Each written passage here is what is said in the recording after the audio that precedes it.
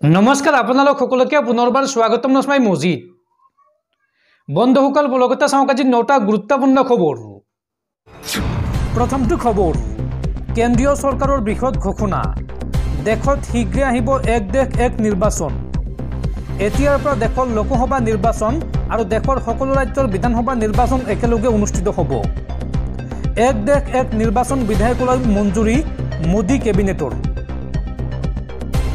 দেশত শীঘ্ৰে আহিব এক দেশ এক নিৰ্বাচন এক দেশ এক নিৰ্বাচনত মোদী কেবিনেটৰ মঞ্জুৰি একেলগে অনুষ্ঠিত হ'ব বিধানসভা আৰু লোকসভা নিৰ্বাচন আৰু এইবাৰৰ শীতকালীন অধিৱেশনত সদনত উত্থাপন হ'ব পাৰে এই বিধেয়ক আৰু এই বিধেয়ক আইনত পৰিণত হ'লেই একেলগে দেশত অনুষ্ঠিত হ'ব সকলো ৰাজ্যৰ বিধানসভা আৰু লোকসভা নিৰ্বাচন অসমৰ মুখ্যমন্ত্ৰী ডক্টৰ হিমন্ত বিশ্ব শৰ্মাই সমৰ্থন জনাইছে এক দেশ এক নিৰ্বাচনৰ এক দেশ এক নিৰ্বাচনৰ ফলত হ্ৰাস হ'ব নিৰ্বাচনী ব্যয় অৱশ্যে বিৰোধীৰ কেইবাটা দলে বিৰোধিতা কৰিছে এক দেশ এক নিৰ্বাচনত পৰৱৰ্তী খবৰ গুৱাহাটী মহানগৰীৰ চানমাৰী উৰণ সেতুত ৰাজ্য কঁপাই যোৱা ভয়ংকৰ ঘটনা হাত ভৰি বান্ধি উৰণ সেতুৰ পৰা তলত পেলাই দিলে এগৰাকী যুৱকক ঘটনা সন্দৰ্ভত 6 জনক আটক আৰক্ষীৰ চানমাৰী উৰণ সেতুত সংঘটিত হৈছে ভয়ংকৰ কাণ্ড হাত ভৰি বান্ধি উৰণ সেতুৰ পৰা পেলাই দিলে এজন যুৱকক যুৱকজনৰ নাম ৰুবুল আলী চুৰি কৰাৰ অভিযোগত তললৈ পেলাই দিলে এই যুৱকজনক অনুপম নিৰ্মাণ প্ৰাইভেট লিমিটেডৰ কৰ্মচাৰীৰ বিৰুদ্ধে এই ভয়ংকৰ অভিযোগ ঘটনা সন্দৰ্ভত আটক কৰা হৈছে 6 গৰাকী যুৱকক আৰু সংকটজনক অৱস্থাত জিএমচিএইচত ভৰ্তি কৰোৱা হৈছে সেই যুৱকজনৰ ঘৰ গুৱাহাটী মহানগৰীৰ ভাস্কৰ নগৰত পৰৱৰ্তী খবৰ উচ্চতম ন্যায়ালয়ৰ বৃহৎ ৰায়দান এতিয়াৰ পৰা মন্দিৰ মছজিদক লৈ নতুনকৈ কোনো গোচৰ ৰুজু কৰিব নোৱাৰিব আদালতত মছজিদ দৰগাহৰ জৰীপত নিষেধাজ্ঞা উচ্চতম ন্যায়ালয়ৰ মন্দিৰ মছজিদ বিবাদৰ ক্ষেত্ৰত আদালতক মাত নামাতিবলৈ নিৰ্দেশ দেশৰ সৰ্বোচ্চ ন্যায়ালয়ৰ নতুন গোচৰ পঞ্জীয়নৰ লগতে বিচৰাধীন গোচৰত ৰায় প্ৰদানত বাধা উচ্চতম ন্যায়ালয়ৰ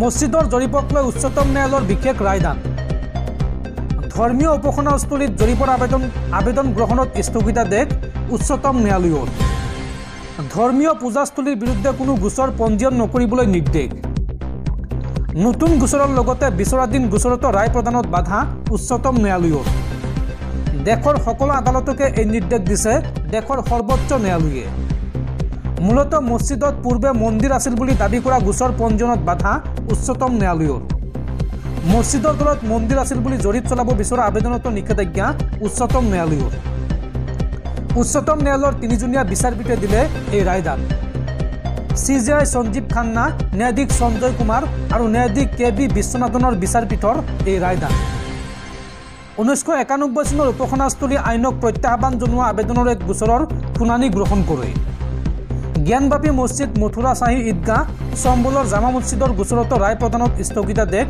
উচ্চতম ন্যায়ালয়ৰ কিন্তু চলি থকা গোচৰত কাৰ্যবিধি স্থগিত ৰাখিবলৈ আদালতে অস্বীকাৰ কৰে তেনে ক্ষেত্ৰত 4 সপ্তাহৰ ভিতৰত কেন্দ্ৰীয় চৰকাৰক শপতনামা দাখিলৰ নিৰ্দেশ দিয়ে আদালতে উল্লেখযোগ্য যে বৰ্তমান দেশত 10টা মছজিদ আৰু মন্দিৰৰ বিৰুদ্ধে 18টা গোচৰ বিচাৰাধীন হৈ আছে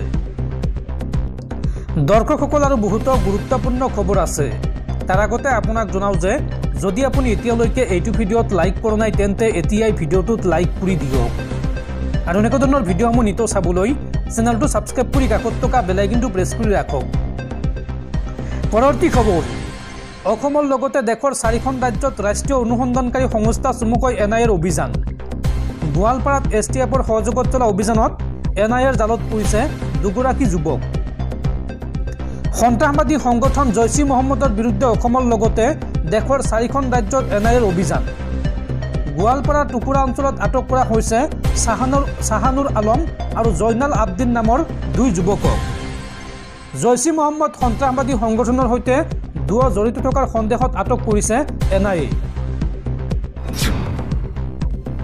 পৰৱৰ্তী খবৰ অনুপ্ৰৱেশকাৰী তথা অবৈধ বাংলাদেশীক লৈ পুনৰ ডাঙৰ মন্তব্য ৰাজ্যৰ মুখ্যমন্ত্ৰী হিমন্ত বিশ্ব শৰ্মাৰ হিমন্ত বিশ্ব শৰ্মাই এই সন্দৰ্ভত কয় যে পশ্চিমবংগত বন্ধ নোহোৱা বাবেই দেশত বাঢ়িছে অনুপ্ৰৱেশ, যাৰ বাবে আমি সিদ্ধান্ত লৈছোঁ NRC নহ'লে আধাৰ কাৰ্ড নিদিওঁ। আৰু এই সন্দৰ্ভত পশ্চিমবংগই সহযোগ নকৰিলে সমগ্ৰ দেশত অনুপ্ৰৱেশ বাঢ়িব। এই মন্তব্য হিমন্ত বিশ্ব শৰ্মাৰ। পৰৱৰ্তী খবৰ, ছত্তীশগড়ত পুনৰ সেনা আৰু মাওবাদীৰ মাজত ভয়ংকৰ গুলিয়াগুলি। ছত্তীশগড়ৰ বনাঞ্চলত চলিল প্ৰায় 7 ঘণ্টা ধৰি গুলিয়াগুলি। আৰু এই সময়ছোৱাত সেনাৰ গুলীত মৃত্যু হৈছে 7টাকৈ দুৰ্ধৰ্ষ মাওবাদী সদস্যৰ। বৃহস্পতিবাৰে ছত্তীশগড়ৰ নাৰায়ণপুৰ জিলাত মাওবাদী আৰু সেনাৰ মাজত তুমুল সংঘৰ্ষৰ সৃষ্টি হয়। দুই পক্ষৰ মাজত প্ৰায় 7 ঘণ্টা ধৰি গুলিয়াগুলি চলে।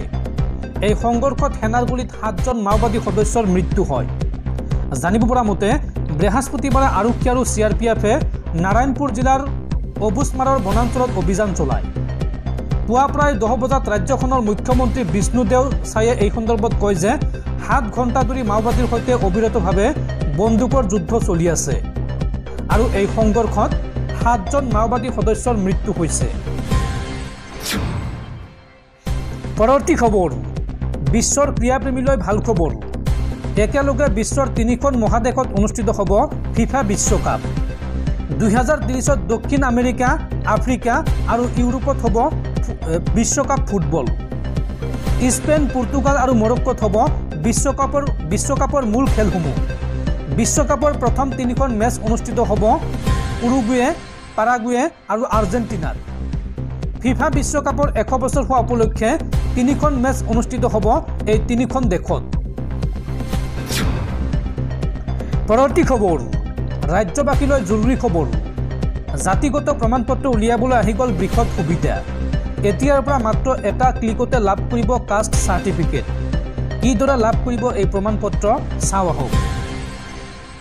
জাতিগত প্ৰমাণপত্ৰ উলিয়াবলৈ আৰু চিন্তা নাই। মুহূৰ্তৰ ভিতৰতে আপুনি উলিয়াব পাৰিব এই প্ৰমাণপত্ৰ। মাত্ৰ এটা বুটামৰ ক্লিকতে আপুনি লাভ কৰিব এই প্ৰমাণপত্ৰ। ইয়াৰ বাবে অনলাইনত আপুনি কৰিব লাগিব আবেদন। আবেদন কৰাৰ সময়সীমাৰ ভিতৰত যদিহে এই প্ৰমাণপত্ৰ নাপায় তেন্তে আপুনি দিব পাৰিব অভিযোগ। আৰু আপোনাৰ আবেদন সময়ত নিষ্পত্তি নহ'লে সংশ্লিষ্ট বিষয়াই ভৰিব লাগিব জৰিমনা। আবেদন কৰা নিৰ্ধাৰিত সময়ত লাভ কৰিব এই প্ৰমাণপত্ৰ। ইয়াৰ বাবে অসম চৰকাৰৰ সেৱা সেতু পৰ্টেলত আপুনি কৰিব লাগিব আবেদন।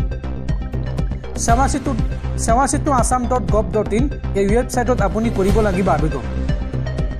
ইয়াৰ পিছতে আপুনি লাভ কৰিব জাতিগত প্ৰমাণপত্ৰ।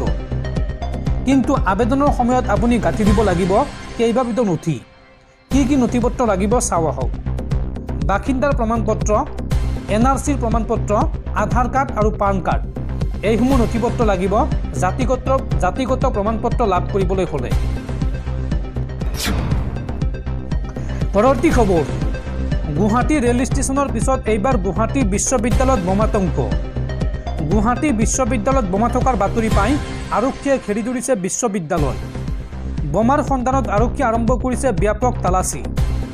গুৱাহাটী বিশ্ববিদ্যালয়ৰ 87 RCC2, BKB, GUISTকে ধৰি প্ৰায় 7টা স্থানত বোমা থকাৰ সন্দেহ আৰু আৰক্ষীয়ে এই সন্দৰ্ভত চলাইছে ব্যাপক তালাচী অভিযান। পৰৱৰ্তী খবৰ, সমাগত দিল্লী বিধানসভা নিৰ্বাচন।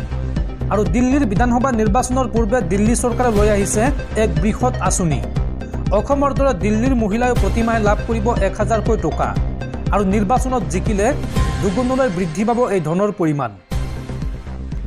দিল্লীত বিধানসভা নিৰ্বাচনৰ দিন ঘোষণাৰ পূৰ্বে আম আদমি পাৰ্টিৰ আহ্বায়ক অৰবিন্দ কেজৰিৱালে আৰম্ভ কৰিছে এক নতুন আঁচনি। আজি এক অনুষ্ঠানত তেওঁ মহিলা সন্মান যোজনা উন্মোচন কৰে। ইয়াৰ মাজতে অৰবিন্দ কেজৰিৱালে কয় যে এতিয়া দিল্লীৰ প্ৰতিগৰাকী মহিলাই প্ৰতিমাহে 1000 টকাকৈ লাভ কৰিব। অৰবিন্দ কেজৰিৱালে লগতে কয় যে আমি প্ৰতিশ্ৰুতি দিছিলোঁ যে প্ৰতিগৰাকী মহিলাক 1000কৈ টকা দিয়া হ'ব আৰু আজি কেবিনেটে এই প্ৰস্তাৱ গৃহীত কৰিছে। আপৰ আহ্বায়ক অৰবিন্দ কেজৰিৱালে হাজাৰ হাজাৰ মহিলাৰ উপস্থিতিত লগতে কয় যে এই আঁচনিৰ সুবিধা লাভ কৰিবলৈ মহিলাসকলে পঞ্জীয়ন কৰিব লাগিব। যিসকল মহিলাই পঞ্জীয়ন কৰিব তেওঁলোকৰ বেংক একাউণ্টত প্ৰতি মাহে হাজাৰ হাজাৰ টকা আহিবলৈ আৰম্ভ কৰিব। কেৱল ইমানেই নহয়, আগন্তুক বিধানসভা নিৰ্বাচনত জয়ী হ'লে দুগুণলৈ এই ধনৰ পৰিমাণ বৃদ্ধি পাব বুলিও সদৰি কৰে অৰবিন্দ কেজৰিৱালে। অৰবিন্দ কেজৰিৱালে লগতে কয় যে এতিয়া 1,000কৈ টকা পাব আৰু নিৰ্বাচনত জয়ী হ'লে 2,100কৈ টকা পাব প্ৰতিগৰাকী মহিলাই।